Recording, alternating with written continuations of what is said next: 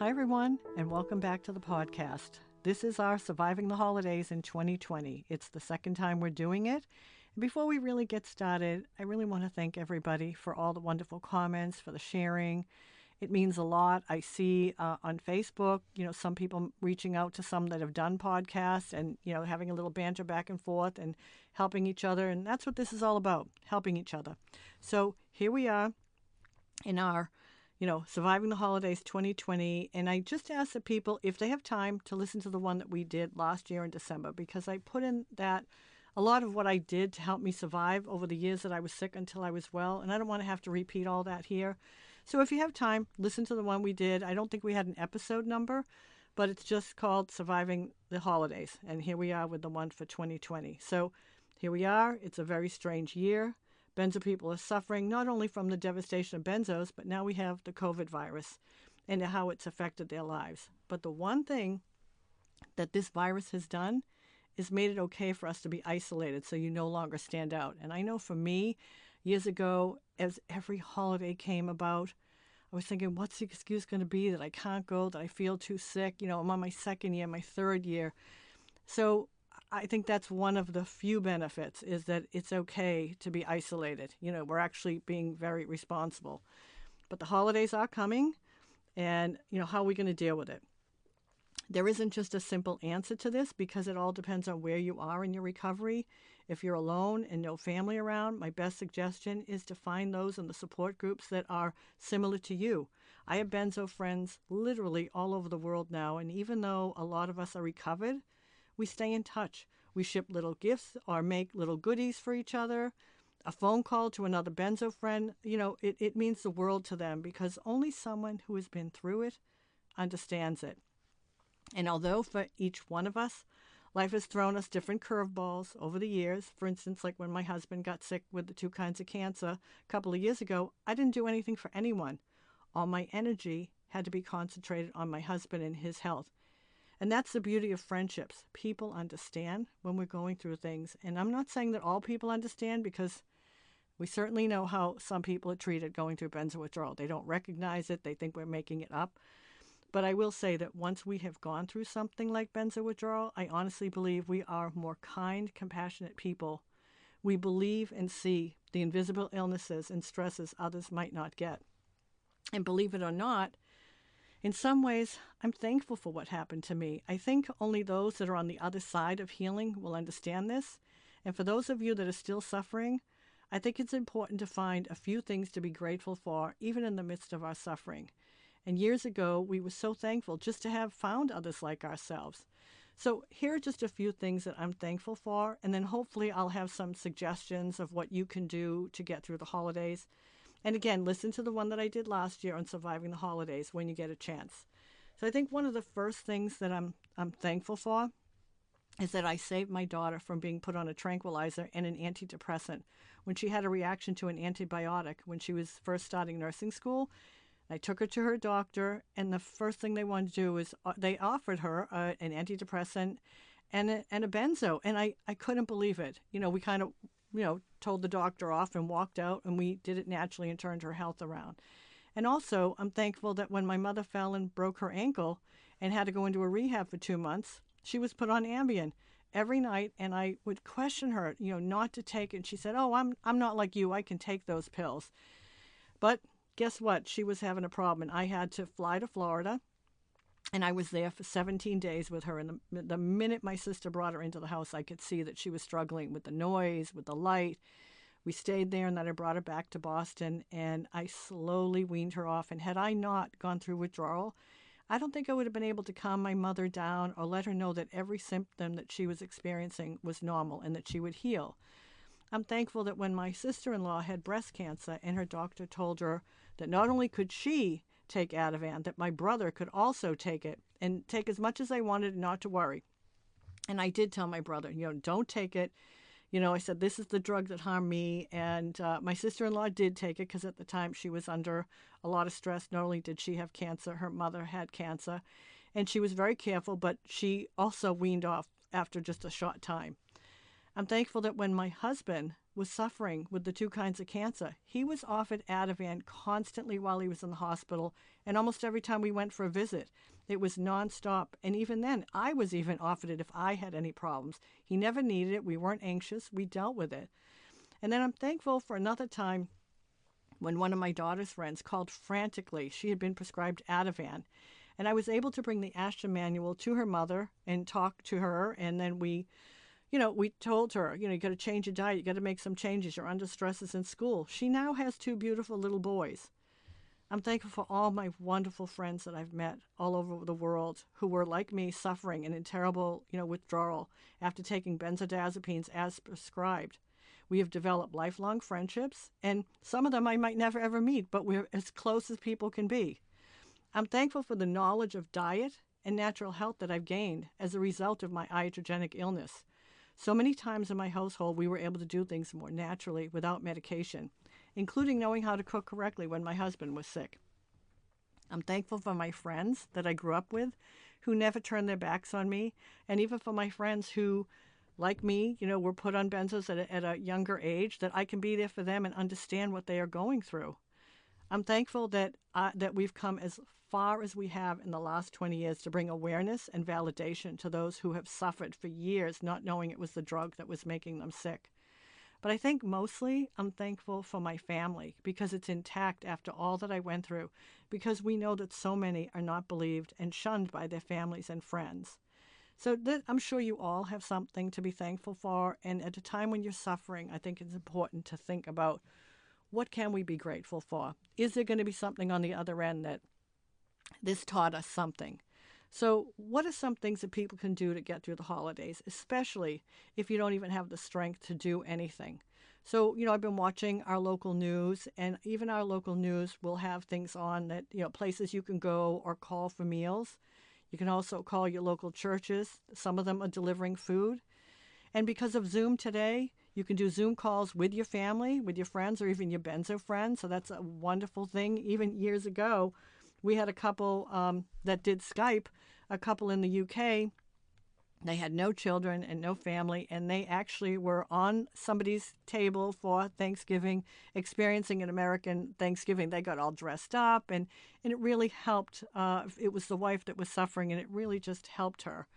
So somebody also suggested to talk to moderators of some of the support groups to see if they could do something where you could either receive a card, a Christmas card, a holiday card, or send a card to give your name to moderators or to the owners. So this is really an individual decision, something that maybe somebody might not want to do, or somebody else would love to get cards, so this is strictly voluntary. Talk to the owners and moderators of each of your support groups to see if it's something that they want to do. Now, something else that I'm a big believer in is, especially during this time with COVID, is to support your local restaurants. If I wasn't cooking, I would have supported a local restaurant. We've had too many restaurants here in the Boston area that have closed because of the pandemic. And I think this is a really important one, to reach out to an old friend. Listen to the podcast with Stephanie and Scott. They were friends in high school, and she ended up coming back into Scott's life after seeing him on Facebook. She kind of noticed that he wasn't feeling well. She literally came into his life and saved his life. She brought him into her family with her husband and her children, and she was the guiding factor behind him with his nutrition, getting him to appointments, to the right functional medicine doctor, till he got his health back. And they are very close today. If you have family, again, depending on where you are in the withdrawal recovery process, it can be hard when you're sick and you have a family to take care of. But when I went through this each year, from my sickest to when I was getting better during the holidays, I had to fake it till I could actually enjoy it. In my Surviving the Holidays podcast, I'll say what I did. But one of the things that I'm thankful for is online shopping. There wasn't a lot of online shopping years ago when I was sick on benzos, and even when I started to come off. So I think that's a wonderful thing that today you could just go right to your iPad, your computer, and you can order something up, and nobody has to be offended that you didn't do anything. And if you're too sick, you're not even going to care. There were years I didn't care for anything. I couldn't care if I gave out something or somebody gave it to me. So a suggestion I have is keep your mind busy. Years ago, I typed up every family recipe and favorite recipe that somebody had given me, and I put it together in a book. And we would give copies out to everybody. It helped me keep my mind grounded on the symptoms. And yet, it was hard to sit and do all the typing. But as I did, it really helped. So this year, even though I'm well and I need to keep myself busy, as if I'm not busy enough, I started sewing again back in March when the pandemic hit. This year, even though I'm well, I need to keep myself busy, as if I'm not busy enough, but I started sewing again back in March when the pandemic hit, and I made over 500 masks that I gave out. But since I got the sewing bug again, I've been making aprons. So each year, when I was deathly ill, and, even though I was ill, the girls here, my nieces and my daughter, we would have baklava day. And so I thought it would be fun to kind of surprise them and make them all aprons. And my sister does it in Florida too, and I've already mailed their aprons down to them. So just something that was keeping me busy. And even though that's all done, now I'm into wreath making. So I've been watching different things on YouTube, and I've made some nice wreaths. It's just something you don't have to spend a lot of money. You can get them at some of these, we have some stores that are like dollar stores, or online you can find them cheaper.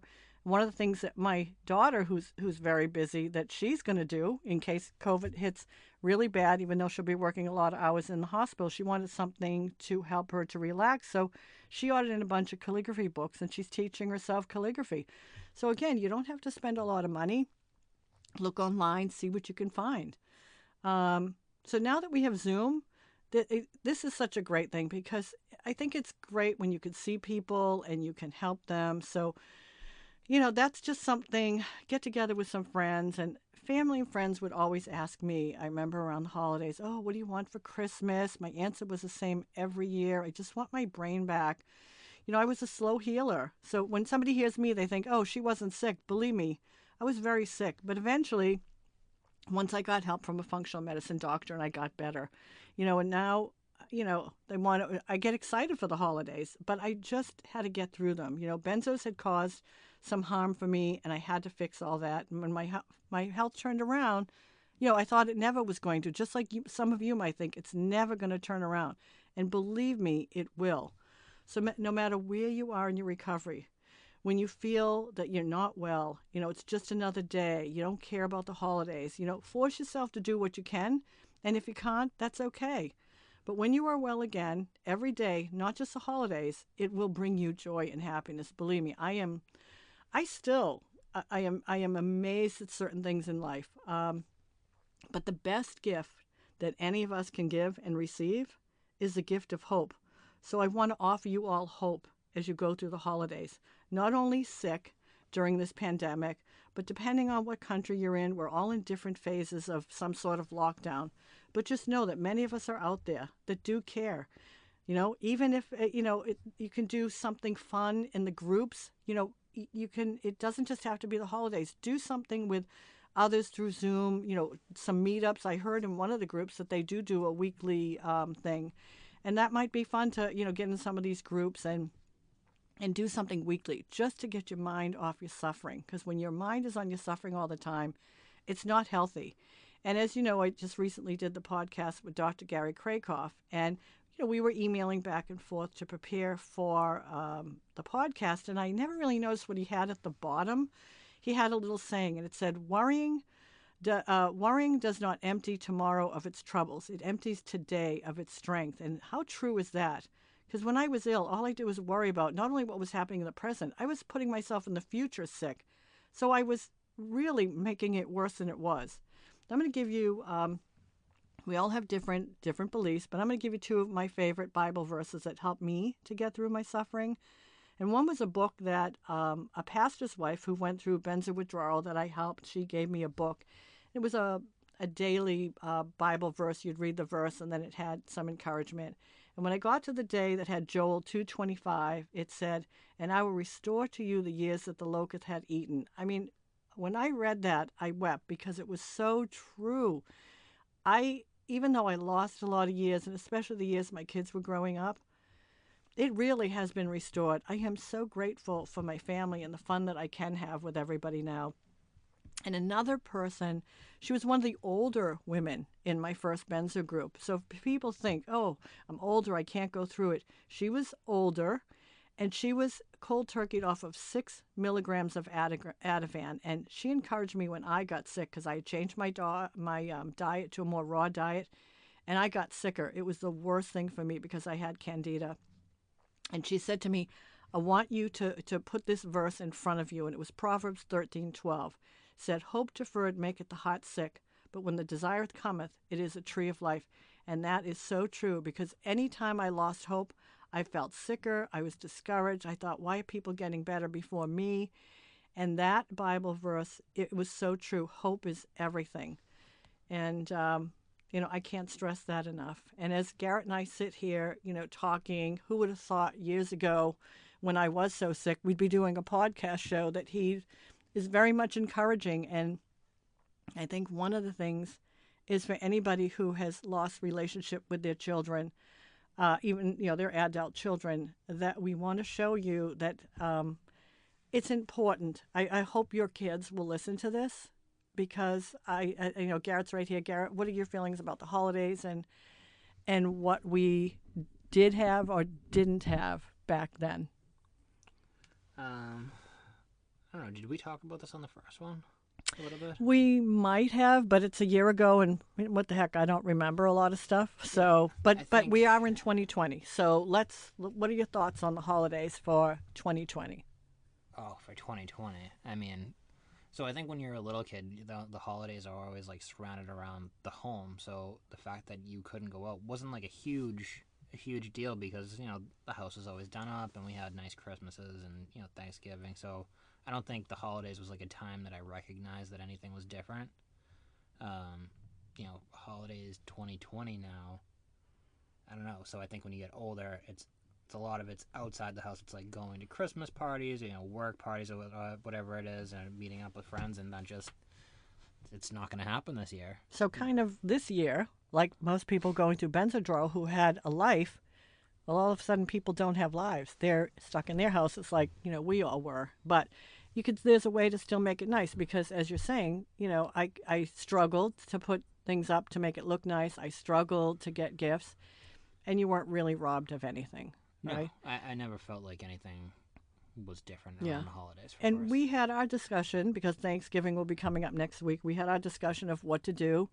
Do we have, your girlfriend's parents come? Mm-hmm. Do we even have anybody? Do we let your sister and her husband in the house, because he was recently very sick and she works in a hospital? We were very, very concerned, but they've now had COVID tests. And that's her favorite holiday is Thanksgiving. So we went from not having anything to having something to not having it again to we are going to have it, and Mariah's parents are coming, which will be a lot of fun. And for me, I've never had anybody here for Thanksgiving. It's always just been us. So it's if you had asked me years ago, could I even handle somebody coming to the house, it would have been, I don't know if I'll be well that day. Mm. And now I'm excited about it. Right. You don't even think about that now. Don't even think about it. That's what I want people to know. You won't. You'll think you'll never get better. I don't even think about it. And, hey, for me, it's a bonus. Everybody's splitting up making stuff, so that's kind of good for me. I think, for me, too, and I don't know if you're like this or, other people listening, like the holidays are a lot about, like, rituals, for me, like things that I do every year because it's the holidays. Mm-hmm. And, this is like a dumb one, but like my first one that it's like, okay, it's the holiday season, is Starbucks. So like, because I work in downtown, I always walk to the downtown Starbucks, the big one with the kettle on the top, and I buy the Christmas short, and it comes in like the red cup, and that's like part of like kicking off the holidays for me. You can still do stuff like that. It's just there's not many people in the streets when you come out of Starbucks anymore. Right. But you know what? Sometimes you have to start new traditions. So somebody was even saying, even if you're alone on the holidays, get a candle, a nice candle that somebody might have given you or you've had in your house, light it. And even if you're not having a turkey dinner, because if we had canceled Thanksgiving, I actually got a little excited for a minute there. I thought, wow, I don't have to cook. Mm-hmm. And you can go, up to Mariah's families, and Leanna can go with Anthony's family. And I had said to Dad, I think we're just going to order out. We'll support a local restaurant. And I'm not even getting turkey. I'll see what the special is, and don't have to do anything. I know my sister's doing, if my mother's not feeling well, they're just going to do a lobster mac and cheese. I'm like, that's a great idea. I would love lobster mac and cheese. Yeah, it doesn't have to be a turkey dinner. It doesn't. These are all, old traditions, and they can be broken. Yeah. Anything can change. One of the things I think when you're going through any type of illness is you just got to go with the flow. You make changes. And when we were going to cancel Thanksgiving, I said, we can do it anytime. We can have a Thanksgiving dinner anytime. It didn't have to be, next week. But, we are doing it. Yeah, so. And I think you brought up the point, too. It's, everybody is going through it this year. It's, we live in a city that is mostly, it's a big college town. Mm-hmm. A lot of these kids can't go home for Thanksgiving. Right. And, we'll see what happens for Christmas. So a lot of kids are, left in their dorm rooms mm-hmm. because they can't fly. They can't expose their families. And right. And if you're a recovered benzo person because you've been through it and and if you're on some of these support groups and somebody lives near you, and nobody's saying you have to be best buddies with them, but you know what? Go drop off a meal to them. If you're doing any type of buddy system, drop a meal off. You don't even have to drop a meal. I mean, we have so many things available today with what are some of the delivery services? You can just order a meal for somebody and have it delivered to their house. Like Uber Eats. Uber Eats, is there Grubhub? I'm not good at all that tech stuff. Grubhub. Grubhub. I mean, there's just so many things that you can do, and give the gift of something like that. I think that's a great idea. Yeah. All right. So, anything else you'd like to add? No. All right. Well, I hope in some way that these suggestions have helped you, and I wish you all a happy holiday. But above all else, I pray for you all to get healthy and have your lives back again. Thank you so much for listening.